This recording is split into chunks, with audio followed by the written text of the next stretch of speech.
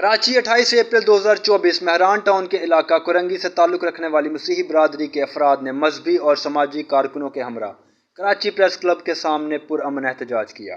مظاہرے کا مقصد اپنی کمیونٹی کو درپیش اہم مسائل کی طرف متوجہ کروانا تھا۔ مظاہرین اور میڈیا سے بات کرتے ہوئے مسیحی کمیونٹی نے مہران ٹاؤن کی غیر مناسب صورتحال پر روشنی ڈالی۔ انہوں نے اس بات پر زور دیا کہ سندھ حکومت کا کپڑا، روٹی اور مکان کا وعدہ رہائشیوں کے لیے پورا نہ ہو سکا۔ بہت سے لوگوں کے سروں پر چھت نہیں ہے۔ مسیحی لوگوں نے مہران ٹاؤن میں جاری لاقانونیت پر تنقید کی، جہاں پولیس پر بربریت اور کمیونٹی کا استحصال کرنے کا الزام لگایا جاتا ہے، خاص طور پر مسیحی لوگوں کے خلاف من گھڑت الزامات لگا کر۔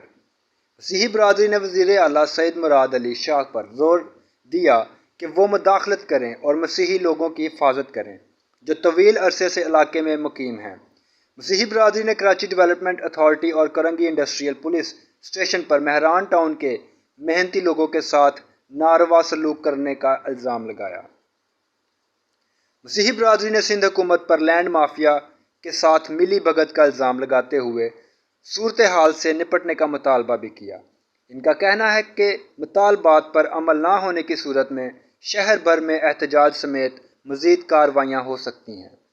ایک حتمی اپیل میں مسیحی قوم نے سندھ کے صوبائی اسمبلی کے نو منتخب اقلیتی اراکین پر زور دیا کہ وہ مہران ٹاؤن کے مسیحیوں کے ساتھ کھڑے ہوں اور اقتدار کے ایوانوں میں ان کی آواز بنیں۔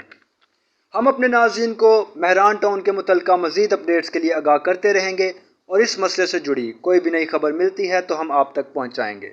معلومات کا قابل اعتماد ذریعہ CRC۔ جڑے رہیے CRC کے ساتھ۔